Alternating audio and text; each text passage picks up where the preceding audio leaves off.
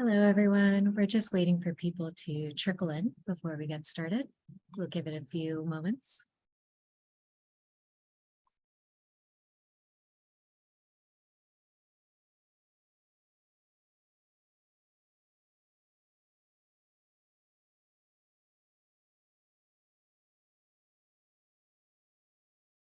All right, now that it is 1:01, I think we can get started.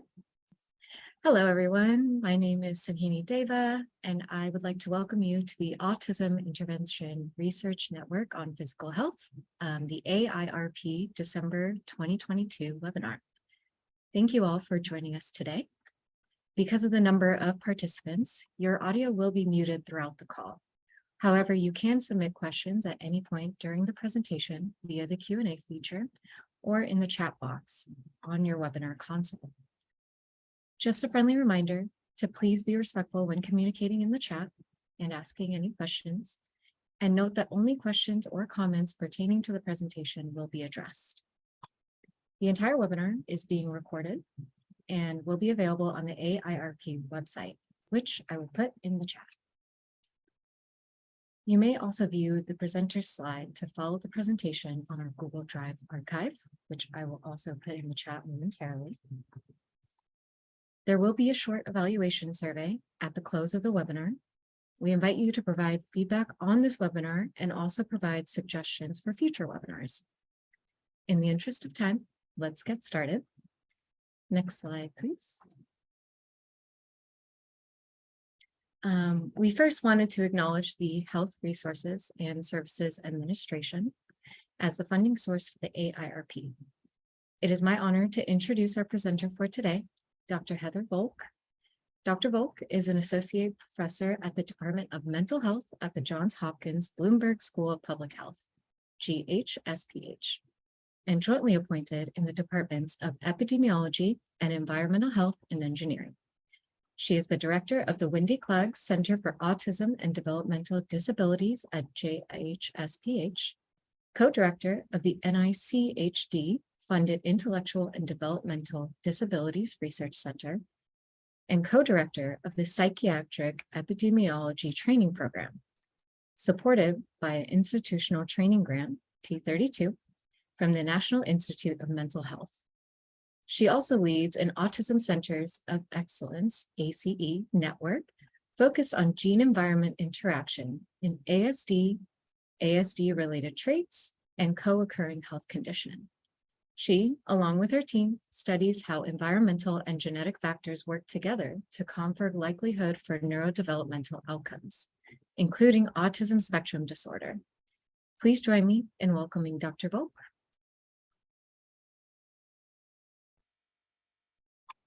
Great. Thank you so much, Samhini, and thank you to everyone who is part of the AIRP for an invitation to talk today to all of you about gene-environment interactions and environmental health and the role that these potentially might play in physical health. So to begin my talk, I would like to first acknowledge the multitude of collaborators you can see here on the screen from Johns Hopkins and beyond. In particular, the work and collaboration of Kelly Benke and Chris Latta-Costa, seen in the first two photos here, who are strong collaborators here at Johns Hopkins and colleagues from whom some of the work I will present today was driven by their expertise and knowledge, as well as Danny Fallon, who recently moved from Johns Hopkins to Emory University to be Dean of the School of Public Health. So today, let's talk about what we're going to talk about. So first, we'll talk a bit about environmental risk factors for autism and neurodevelopmental traits more broadly, and how some of the commonalities we can see across them might be present. We'll give some examples of gene-environment interactions that have been seen in autism and other neurodevelopmental and some neurodegenerative conditions. And I'll talk a bit about the potential for gene-environment interaction and where we hope that it can go moving forward to let us think more about questions around quality of life for individuals with autism. And then finally, we'll try to address and begin to highlight some challenges and opportunities ahead for gene-environment interaction in neurodevelopmental disorders and where we hope this work might be able to go. So first, as many of you know, autism is associated by particular impairments in social communication and social interaction, and it's often accompanied by repetitive behaviors and interests. Oh no, is it not working? Sorry. It's not working. Hold on.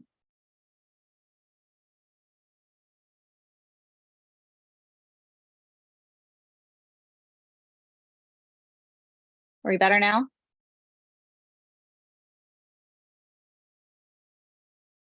So can you hear the slides working now? I'm looking at a slide that says today's talk. Nice talk. Perfect. Okay. I'm like, I was clicking through and I thought they were advancing, but maybe they were not. I'm so sorry. No problem.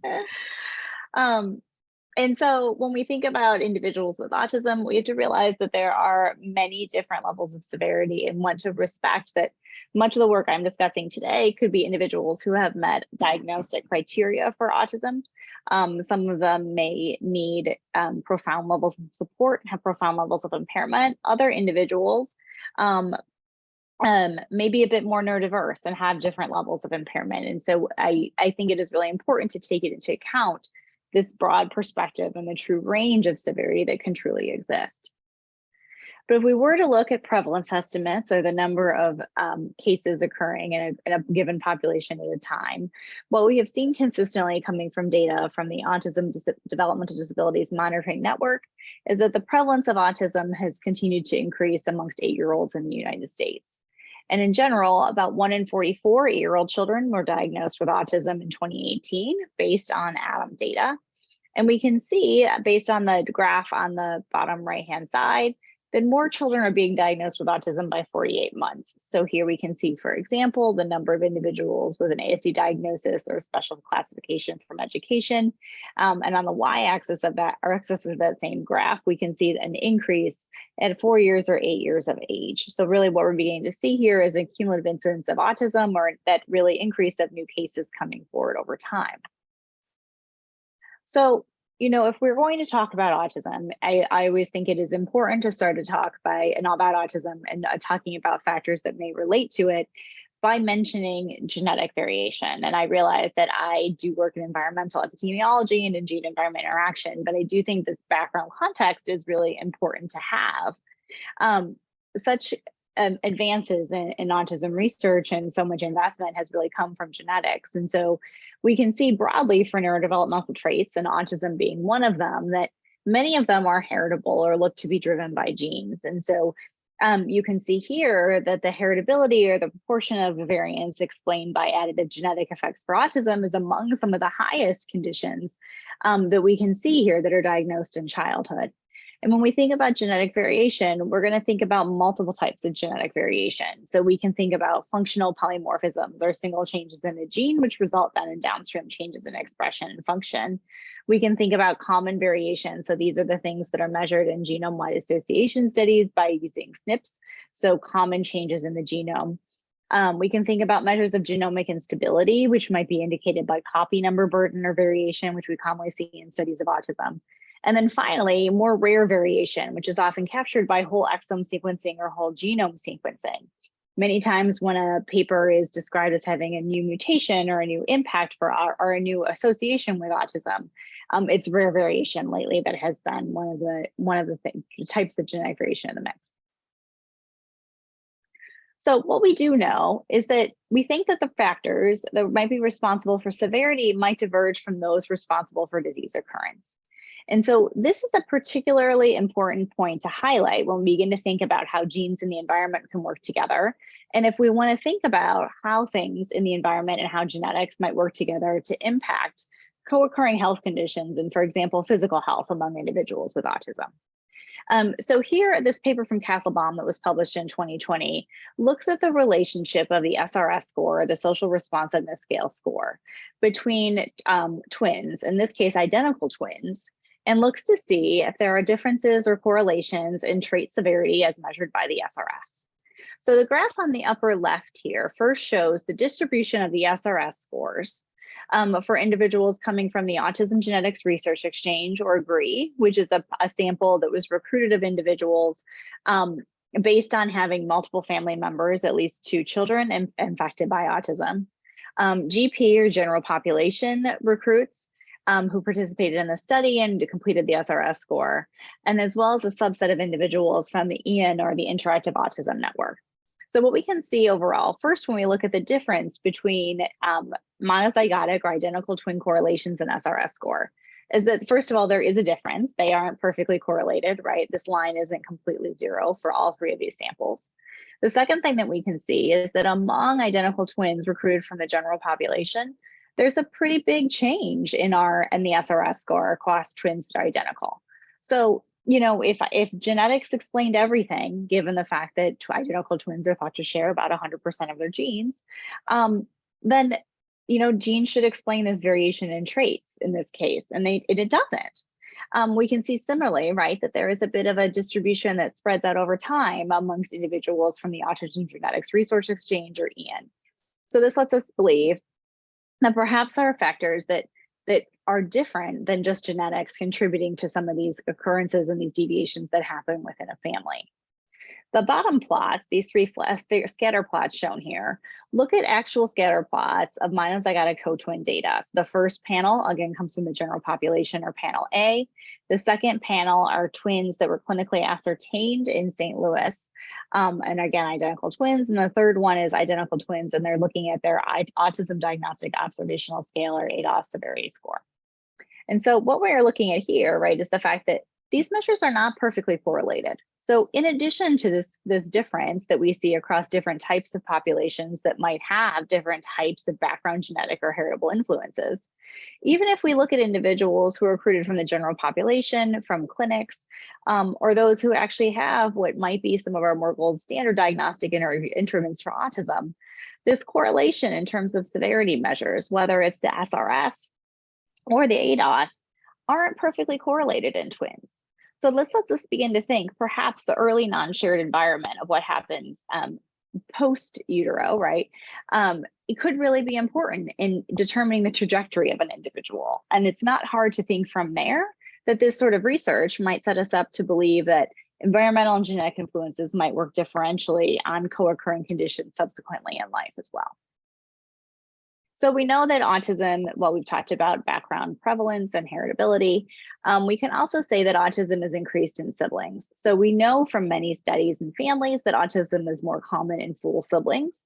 So there's about a 7 to 8-fold increase in having a younger sibling with being diagnosed with autism if there is an older sibling or a program in the case of many of these studies for autism. And many of these studies that have looked at this recurrence risk also find that male sex, the number of affected siblings, are often predictors of having autism in a second child.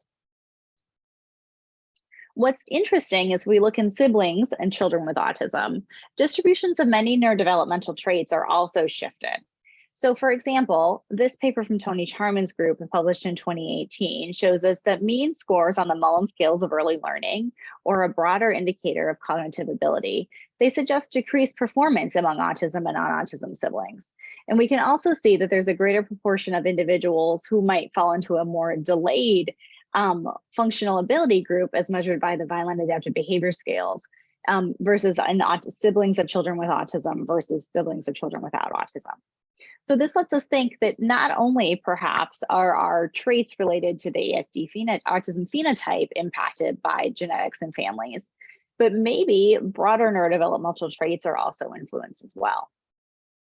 The social responsiveness scale gives us further study of this construct. So this work, and I will walk us through these graphs, lets us see that social responsiveness scale scores look to be elevated in familial occurrences of autism, and overall that the distribution of the SRS score looks shifted across individuals with and without autism. So if we were to look at the panel on the left, the black and white panel, the first thing that we can see here is the relationship of the SRS score on the y-axis, and then the mean SRS score that we can see in children, incidence families, or children that don't have autism, that have autism with a high functioning language disorder, or also just have a diagnosis of ASD. And these are in siblings of children with an autism diagnosis. We can see that in many of these cases, there is a bit, or at least in 2 of these cases, there is a difference, right, in the SRS score, the level of social communication deficits that we see among individuals who come from single incidence or multiple incidence families. And in this case, it's interesting to see that among families that don't have a sibling with autism, that you can see that the multiple incidence family mean is a bit higher than that with single incidence families. So what we're seeing here perhaps is a bit of background genetic influence happening. The red, green, and blue graphs let us begin to think and to dig into a little bit more how this distribution of trait scores might really be shifted in populations and in siblings of individuals with autism. So in blue, we see the SRS score among individuals who do not have a diagnosis of autism, who are siblings of children with autism. In green is the distribution of the SRS score among individuals who don't make diagnosis of autism, but also have a high functioning language disorder. And in red is the distribution of the SRS score among individuals with autism. And this color schematic holds through all 4 of these panel graphs. The main differences we find is in the 2 panels on the left, we're looking at the distribution of the SRS score in males versus the 2 panels on the right, we're looking at the distribution of the SRS score in females, both based on sex identified at birth. What we see first of all is that the distribution of these traits, here the SRS score, looks quite different overall if we're looking at single incidence versus multiple incidence families. So this lets us see that overall, the distribution of the SRS score really is shifted in these families that have multiple individuals with autism in them. And we can really see this if you look at the bottom 2 panels, where the blue bars representing the distribution of SRS scores in individuals without autism really begin to overlap with the red and green bars in the bottom 2 panels. That's not the case in the top 2 panels. We really see a downward shift in the SRS score distribution among families with single incidence or only 1 occurrence with autism. So we have some familial influences potentially working here. It looks like there could be some hints at differences based on sex assigned at birth. But we know now, right, that these traits are bigger constructs that perhaps let us think about targets for study as we move forward to begin to understand factors related to severity and progression. So now let's shift and talk a little bit about the environment more generally. So environmental chemicals have been known to influence neurodevelopment. There's many paradigms that exist. This is one example where you can think about early life exposures, in this case to neurotoxic chemicals. We're mentioning the environment. It could also be the social environment or the perinatal environment or the home environment or the school environment. There are many factors that could be explored. But fundamentally, what we believe, and if we think about this from the perspective of neurotoxicants, is that early life exposures could then relate to a change in early development and programming, which then might change into some functional maturation in the brain, which lets us then end up with a phenotype that we're actually studying. So what can environmental epidemiology begin to tell us about neurodevelopment? So as I just mentioned, if the environment becomes bigger than just toxic chemicals, so that might be one component, but we can also think about social factors and lifestyle factors and broader ecosystems, the environment becomes a possible target for intervention. These are factors where we might be able to change something to let us think about ameliorating potential disabilities associated with that exposure, to think about improving general health, to think about reducing the occurrence of co-occurring conditions that might be very deleterious for an individual. We can also think about epidemiology, and in this case, population studies of environmental factors, because they can inform us on the frequency of environmental factors. So how often does a particular environment occur? How common is this exposure? As well as the magnitude of risk in the population. We know from many studies that have been published out there, for example, looking at lead and neurodevelopment and cognitive development, that even a very small reduction in lead can result in a positive change or improvement in cognitive ability in a population. And similarly, how any exposure to lead can result in a very small shift in IQ, which then on an individual level might not make a difference, but on a population level has a huge impact. So these are some of the factors that we're trying to tease apart when we think about epidemiology of environmental exposures. We can also use the environment to help us think about mechanisms and biological pathways that might underlie a disorder or condition, as well as biomarkers of effect. Maybe there are mechanisms and things that can be existing that we can leverage through environmental epidemiology that can let us get an idea of dose or downstream impact, which can let us definitely think about who has been exposed and who hasn't and what those potential implications might be. So There are many environments, if we take this framework, that have been of interest in neurodevelopmental outcomes, and autism being one of those neurodevelopmental disorders. We can think about a group of toxicants. So these would include air pollution and metals, as I just described, walking through those examples. Air pollution has been an area of interest in mine, and I'll be talking about more about that as this talk goes on. But we can also think about things that are increasingly common in our environment, things like phthalates that are present in plastics, or flame retardants, or pesticides. We can think about factors that happen during pregnancy. These might be complications related to pregnancy or mode of delivery. They might be nutritional factors, so the use of prenatal vitamins or vitamin D or folate or fatty acid levels in the diet of a mother. We can think about infections and fever, which occur during pregnancy, as well as things like pregnancy BMI or diabetes. Moving away from those ideas, there's also the broader idea to think about social factors related to environmental health and exposures as environments of their own, as well as broader ecosystem level measures. So, we can think about socioeconomic status and discrimination scales, which might impact an individual level, a person on an individual level. We can also think about measurement methods that may exist on a broader population or system level to get at green space or blue space in a person's living environment, or indices that exist of neighborhood deprivation, coming from things like the census. And then finally, at least in autism research, right, there has always been some interest in factors that are a bit more demographic, that relate to maternal and paternal age, as well as interpregnancy interval, or the time spacing between pregnancies. So these are all examples of the environment. And I want to mention first too, that while I mention each of these as individual buckets and individual factors, it's obvious that these all occur together. And so when thinking about the environment, one of the challenges moving forward is to think about how these factors work together, how they happen, how they cluster, how they work in concert to alter an individual's trajectory. So what do we know, right? Broadly, we know, given all this background I've just run through, and I'm sure all of your expertise, that neurodevelopmental disorders and autism are very heterogeneous outcomes. We know that there is a broad spectrum of impairment. We know that individuals have many different types of comorbidities. And so we know that there isn't a one-size-fits-all answer to assessment. We also know that early detection is important, that perhaps some of the individual's best opportunities to help ameliorate some of the deficits that might really be impactful in their life is to think about early detection and early measurement. We know that genetics matter. We know from decades of family and twin studies, and even moving more forward into more recent genomics work, that genetic influences make a difference in autism. And we also know that there are some environmental risk factors that really look to be shared across neurodevelopmental disorders. It's a great question. I often think, if we're looking at environmental factors, is it specific to one given condition or trait, or is it just something that perhaps is deleterious for developing brains? And is that a better target for intervention than something that's more specific? So what do we need to know? Well, the first thing I often think we need to know, right, is the specificity of its exposure effect. So is it disorder or trait, or just the brain in general? Are we thinking about, and that gives us different sort of targets and different plans if we want to think about broad scale environmental interventions, or policy changes that could impact or help improve a person's life. We need to think about exposure interactions. I mentioned a bit before that many of the environments that I mentioned obviously don't happen in a bubble. They don't happen individually, and these factors work together. And we've had very few studies and autism research about that.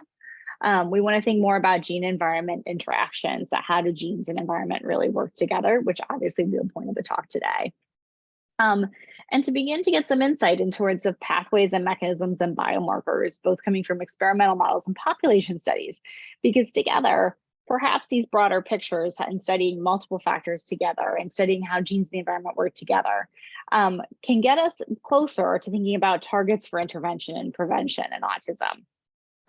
It was often said by Lerner Birnbaum, who was an earlier director of the National Institute of Environmental Health Sciences, that you can't change your genes, but you can change your environment. And for many of us, that is a very provocative way to think about studying autism research from a public health perspective.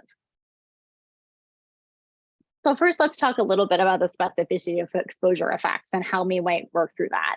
And to begin to give an example for this for you, we're going to talk about air pollution, or I'm going to talk about air pollution first, probably because that's been my area of expertise and research.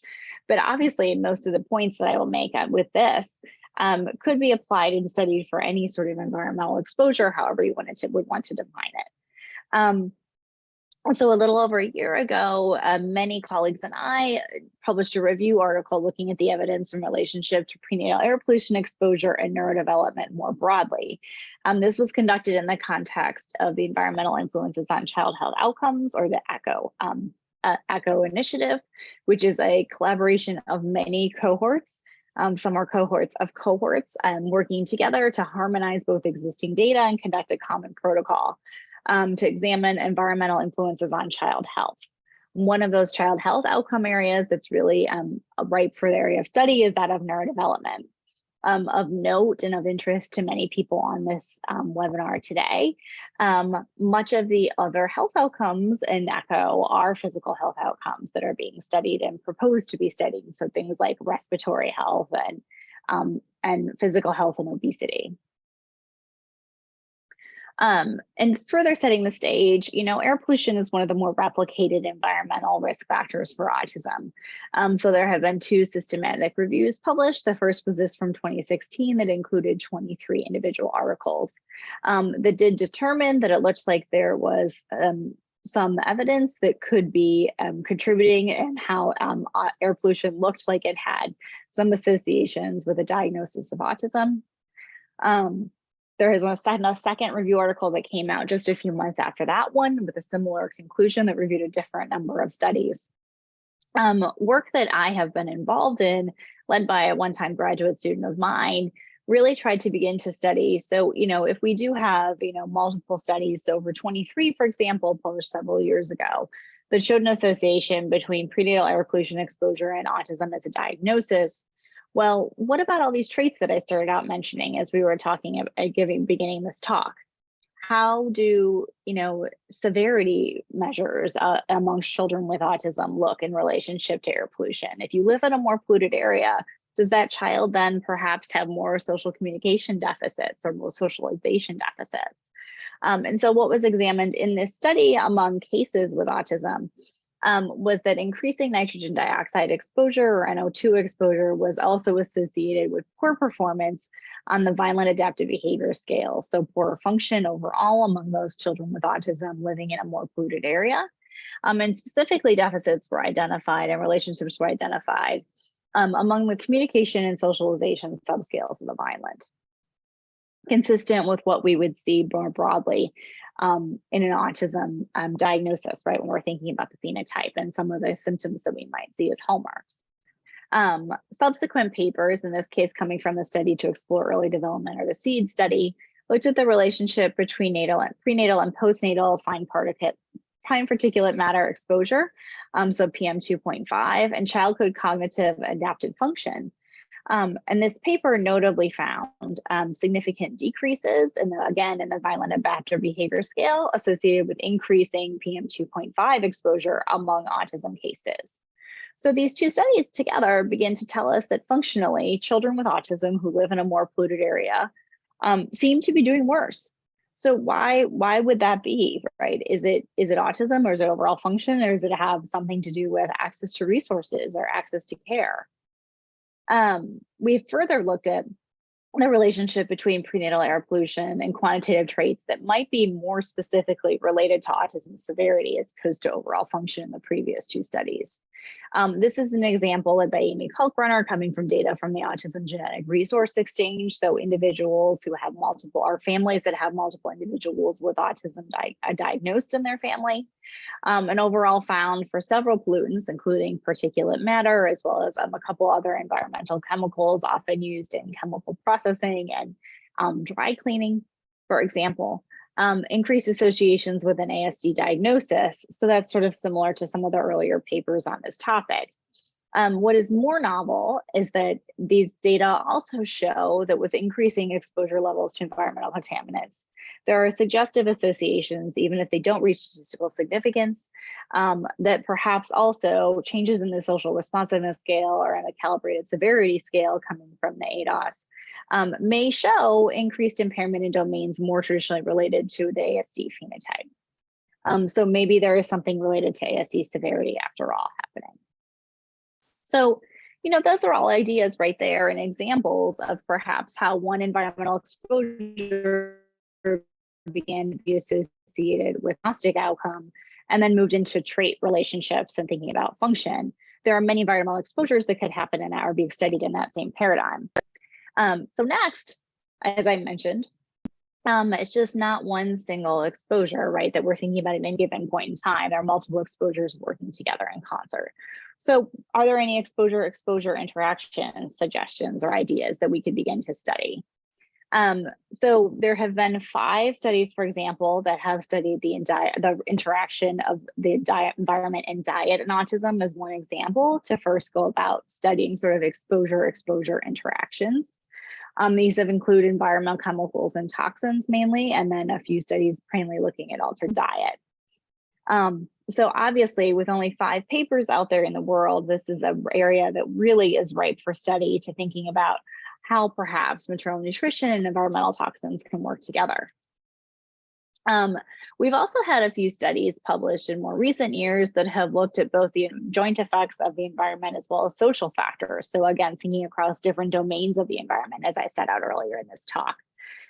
We can see in several papers, for example, this one coming from the study to explore early development again, that it appears that the impact of prenatal air pollution exposure on ASD risk is stronger among individuals with autism who lived in neighborhoods based on their home residential address provided in the study that had a higher level of neighborhood deprivation as measured by indices coming from the census data. This is also true in many minoritized populations. So this lets us really begin to think about how the social environment and the neighborhood environment may come into play as well.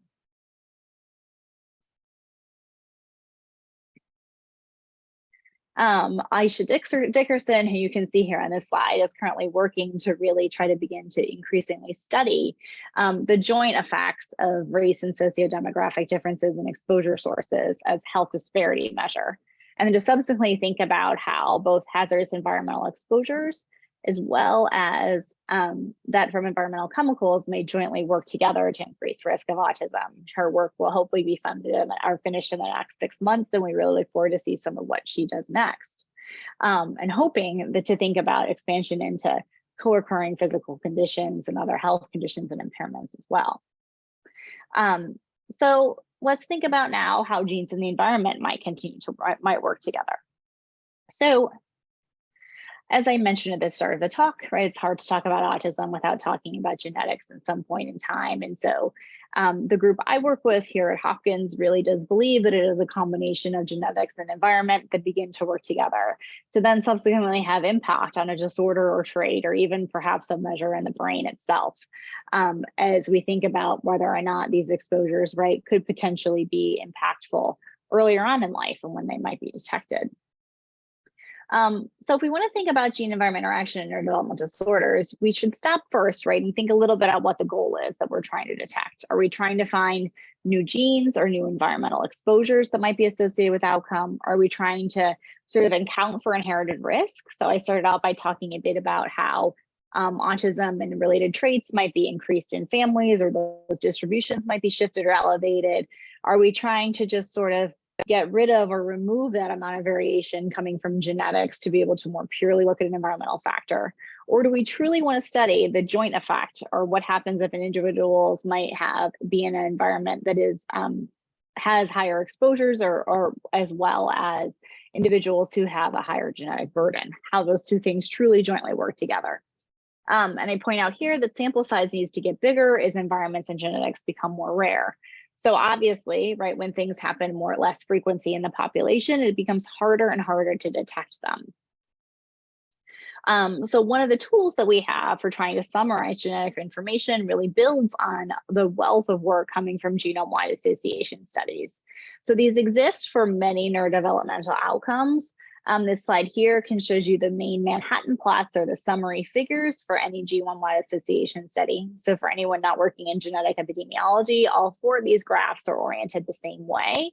The chromosomes are plotted on the x-axis, and on the y-axis is your negative log 10 p-value to give you a measure of statistical significance for any individual SNP or single nucleotide polymorphism that is examined in the genome-wide association study. In all these studies, you can see a red line across the slide, right around 10 to the -8, which is the threshold for genome-wide statistical significance. So we can look at these quickly. So first of all, you can see there that we have more genome-wide significant hits, or more genome-wide significant associations for autism than we do for many of these other neurodevelopmental traits, even more than for ADHD. But I think it's also interesting to see that things like general cognitive function, right, or a specific executive function task have also been attempted to be examined in this paradigm. Because perhaps if we've been to think about how genetic factors related to these individual traits perhaps overlap or give us signals of pathways to discover, we might do better thinking about functional impairment in any given disorder or group. So if we think about autism genome-wide association studies, we can see here this true effective sample size, at least in terms of genetic main effects. And I'll talk about how that's relevant for gene-environment interactions in a minute. So this first panel would be the very first autism GWAS that was published of only 2,500 cases. The second paper was the next autism GWAS that was 7,000 cases. And it wasn't until researchers had over 18,000 that we really began to harness the power of genome-wide association studies. So when I say big studies, I really mean large sample sizes like these. What is interesting coming from these genome-wide association studies is there are now more summary measures, and this includes something called the polygenic risk score that perhaps lets us summarize the information in the GWAS. So you don't have to have a population of 18,000 individuals genotyped to be able to use this genetic information to inform your research. You could do it in just a couple hundred kids that you might have in your own data. So the way this works, and the work here has been really led by Kelly Bunke, which you can see there in our group here at Johns Hopkins, is to take those findings coming from the genome-wide association study and then translate them into your target sample, your sample at home that wasn't part of the GWAS. And so the way we do this is pick an individual SNP or one individual loci in the genome, and we can look to see what that individual's genotype is. For example, 0 allele copies of the allele that might confer increased association with autism, or 1 copy or 2 copies. And we know that there is a measure of association in that GWAS for each of those allele frequencies. And so we can multiply that times the allele frequency and come up with an actual weight for every single spot in the genome that has been associated with autism. And then we can sum those weights. So the example you can see here looks at a weighted polygenic risk score for autism, as well as shows a toy example for one, for example, coming from a cross-disorder polygenic risk score that has been conducted. The idea being there that many mental health conditions might have common underlying variation. And so perhaps our power is better served by putting all disorders into a GWAS as an outcome to see if we find common variation that exists there. So what we have done in our research led by Kelly is built polygenic risk scores, or PRS, from genome-wide data and many autism studies. And many of these studies are longitudinal sibling cohort designs. So individuals who are a younger sibling of a child with autism who are followed prospectively through life. What you can see here, based on some preliminary findings, for example, is that our ASD polygenic risk score is significantly associated with an autism diagnosis when we combine all of our data sets together. So almost 650 siblings of children with autism is really when we finally reach statistical power. Any of our individual cohorts alone, that you can see here in the table, don't reach statistical significance. So we're really struggling to hit that threshold of power to really be seen. So why are we interested in the PRS, right? Well, we're interested in it because of etiology questions. We think that we can get at gene-environment interaction and begin to study more genetic influences that might be heritable on traits or co-occurring conditions amongst individuals with autism. We can also think it might be work as a predictive factor, right?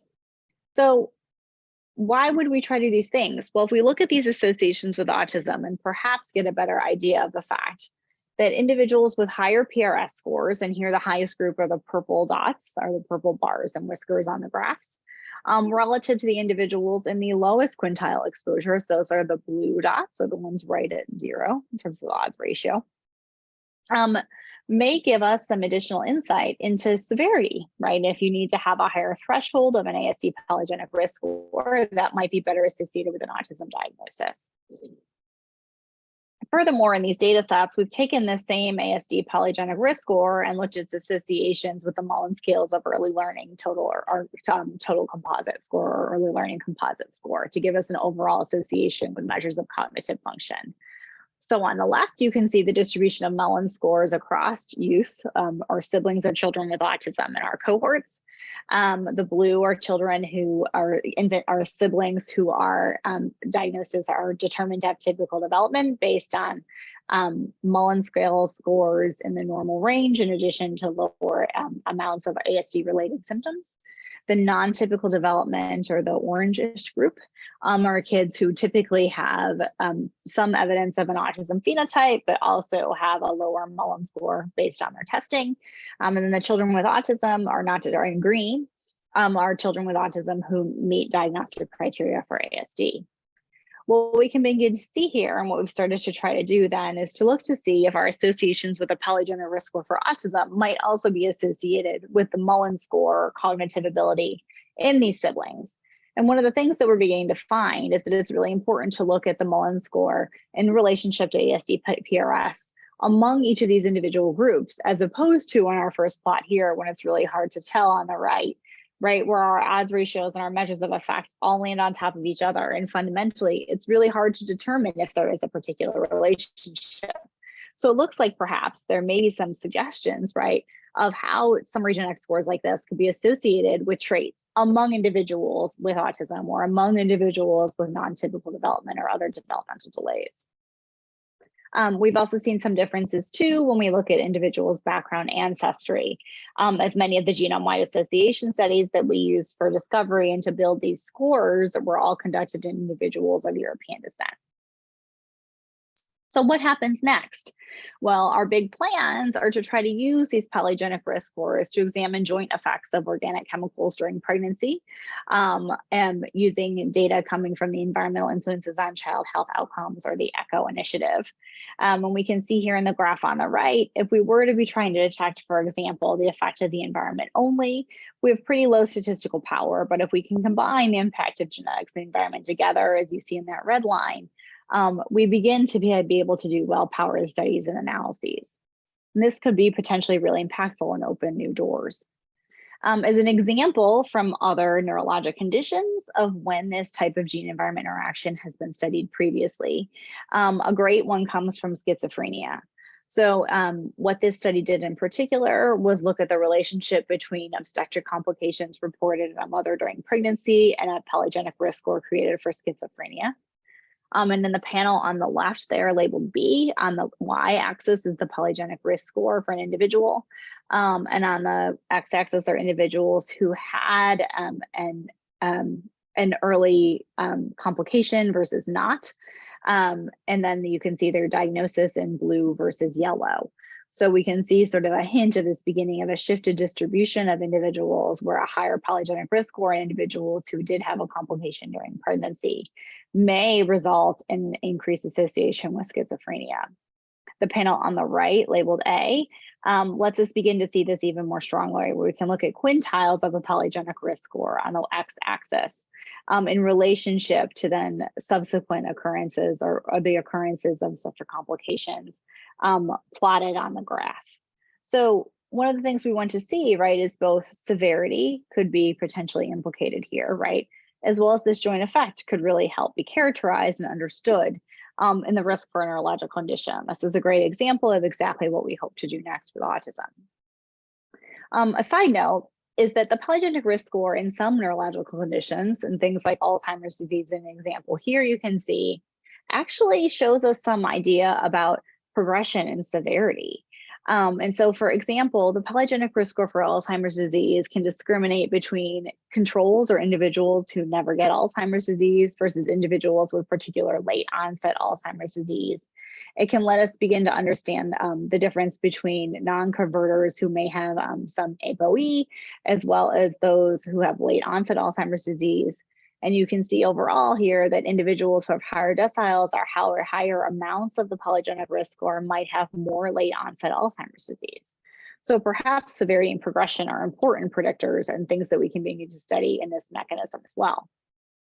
So, in autism, if we want to think about genes in the environment and how they work together, as I mentioned, we really believe it's both of these things and how we begin to study them. So unfortunately, there has been very limited work on gene environment interaction in autism. So there have been about 12 published studies that have looked at both environmental factors and sort of broadly defined, as I mentioned to start the talk, as well as genetic factors. And so if you looked at different types of genetics and different types of the environment, that is what's detailed here. So for example, if we were to think about air pollution, well, there have been 2 studies that have looked at gene environment interaction in air pollution. Or perhaps one study that has looked at phthalates as a given environmental chemical. So obviously this area is ripe for future research and really a need in the field. To give you some examples of things that have been studied, the very first gene environment interaction was published by Rebecca Schmidt at the University of California, Davis, and she looked at the joint effect of maternal folic acid in relationship to a particular functional polymorphism, or the MTHFR genotype. The reason for picking this particular functional polymorphism or genotype is because moms with a particular version of this genotype, in this case, the CT or the TT genotype, are poor folic acid metabolizers. So if moms did not take folic acid during pregnancy and they had the poor metabolizing genotype, those in moms look like then they had stronger associations with ASD in their youth. This makes sense biologically. We had also taken a biological perspective many years ago, looking at air pollution in a particular candidate gene called MET. The reason for this is because it came out of many genetic studies of autism, and there was some mouse data that helped us look at particular reduced expression to a model air pollutant in mouse brain. Similarly, in subsequent population studies, we found that individuals with the version of MET that encoded less MET, as well as individuals with higher air pollution exposure, looked to be at increased risk for autism. So these were some of the very first gene environment interaction papers. Moving from there, folks began to get a little more sophisticated and thinking about burden measures of genomics. In this case, it's copy number burden and measures of genomic instability, looking at total number of deletions or duplications in the genome and air pollution exposure. And some papers have begun to look at maternal infection and similarly copy number variant burden to try to understand if there is a relationship between that measure of genomic instability and infection during pregnancy. And even first trimester ultrasound. So talk about a very specific timing of exposure. We've also had a couple of studies that have looked, for example, at maternal antidepressant use during pregnancy and loss of function mutations in relationship to autism. Ooh, I went wrong way. Yes, and I mentioned first trimester ultrasound earlier. So, those are some of our few examples that really exist out there in the autism epidemiology world to look at gene environment interactions. So what other things do we want to consider moving forward? So there's much that can be done in the genotyping advent of things when we think about mom's genotype or child's genotype. And as I mentioned, many of the genome-wide association studies have only been conducted predominantly in samples of European descent. So obviously some more needs to be worked on there. We can think about the environment and the fact that maybe there are better ways that we can measure the environment. Can we harmonize the way the environment is measured across many studies? Can we think about potential misclassification of exposures and how self-report might come into play? And then we really need to think smart about our analyses and what to do to think about how to do the most help to individuals. How can we most impact people's lives? And this idea here of thinking about, so do we want to look at categorical outcomes or traits? Maybe traits are going to be more important. Maybe it's that shift in the distribution of joint genetic and environmental effects can give us the best insight. And which specific statistical tests do we want to use for gene environment interaction? Because now we've got many options. So we are super excited here at Johns Hopkins with many, many collaborators to begin to be tackling this question through the gears or the combining advances in genomics and environmental science to accelerate actionable research and practice in ASD. That is a mouthful. That's why we're going with the GEARS acronym network that is funded based on the Autism Centers of Excellence mechanism, where overall the goal is to build this infrastructure for evaluation of gene-environment interaction in autism. Currently, our network consists of 18 individual sites, and it's planned to be over 175,000 individuals from those studies who begin to come together. We have pulled together a translational aim that looks at laboratory models based on mini brains, as well as, most importantly, began to build a community outreach and advisory board so that individuals who are real stakeholders in the autism field can give us feedback about our research, and we can begin to think about translation of findings for the most impact. Overall, broadly, what we hope to do is to look at many kinds of environments, as you can see there in the upper right in green, and many types of genetics in blue, and how they really impact not only ASD diagnosis, as some of these earlier studies on gene and environment interaction have done, but really might relate to developmental qualitative traits. So things like the social communication scale or the social communication questionnaire that might be related broadly to child development and seem to be related to autism. More importantly, we also want to look at things related to ASD severity to get a sense of really impact, because it can let us think about severity in people with ESD of symptomatology for genes and environment interaction. And then finally, and perhaps most relevant for the AIRP, one of our goals is to actually look as an outcome at co-occurring health conditions among individuals with autism as a potential target for gene environment interactions. So whether these are physical health conditions like sleep and obesity, as you can see here, or GI symptoms, or co-occurring behavior, things that can be measured, for example, by the child behavior checklist, or co-occurring mental health conditions. And to pair this with a study and a repository model that builds together a way to think about translation into laboratory models using mini brains. Our planned analyses, because this would be most relevant of interest to many of you, are to look at 4 different types of domains in the first few years of the network. We want to look broadly at cognitive ability among all participants as an outcome. As I mentioned, given some of that data on trait distributions and the idea that perhaps some of these exposures could potentially broadly be deleterious for brains as opposed to disorder specific. We plan to look at ASD diagnosis. We plan to look at the social responsiveness score amongst cases of autism as a measure of severity. And we also then hope to look at co-occurring anxiety occurrence among ASD cases in relationship to combinations of genes in the environment. However, our goal is to build this network in such a manner that it becomes flexible and allows for many other areas of study. And then, as I mentioned, our dissemination and outreach arm is really crucial to what we hope to do. We have a community advisory board in the Wendy Clegg Center, and we plan to build on that to really think about messaging and how some of the findings that we can see can really inform public health practice. So really where we end up now, right, is sort of this red bullet on the side to try to move towards targets for intervention and prevention to help individuals with autism and their families. So what we really hope is to think more broadly about severity and trait measures and co-occurrence of health conditions, some of those physical health conditions, and many types of environment, to hopefully effectively address challenges that individuals with disabilities and autism have and try to overall improve health. And so with that, I will switch back to Sohini. Thank you so much, Dr. Volk. That was an incredible presentation, and thank you so much for your work in this area.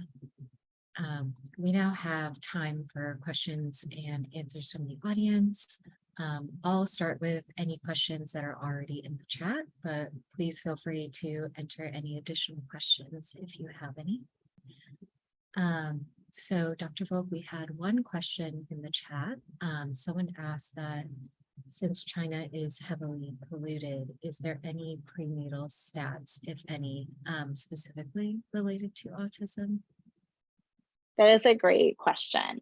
So I actually have a colleague here at Johns Hopkins who has taken on the mantle, Chris Ladacosta, who has taken up the mantle from Linqing Li, who passed away about 2 years ago now, who was actually looking at the relationship between prenatal air quality and autism incidence in China. And so they are actively doing that data collection now. And so hopefully we will have an answer to that question in the coming year.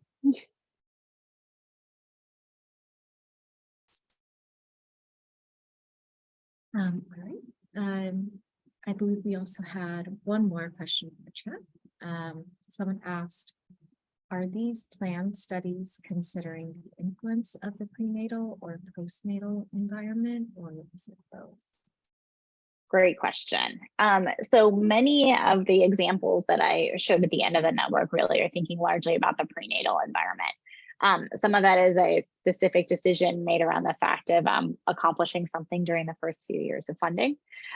We hope to be in the position to be able to also examine the postnatal environment, particularly to be able to think about and to be able to examine how, for example, interventions or access to care can really impact some of the disabilities that we might see among individuals with autism and severity of those impacts in a gene environment framework. Thank you so much for that.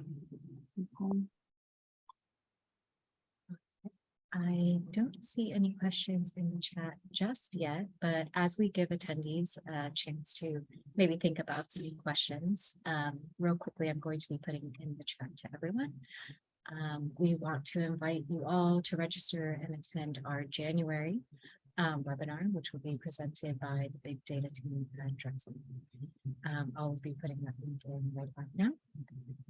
And then, as you guys see on the screen here, we just wanted you guys to take a few moments to complete our survey, to provide any feedback on this webinar or any future webinars that you would like to see. So I'll also be putting that in the chat as well. I don't think I see any more questions, so I wanted to thank everyone again for attending this webinar. The webinar has been recorded and will be archived onto the AIRB website as well as our YouTube channel. Please take a few moments to complete that evaluation survey again.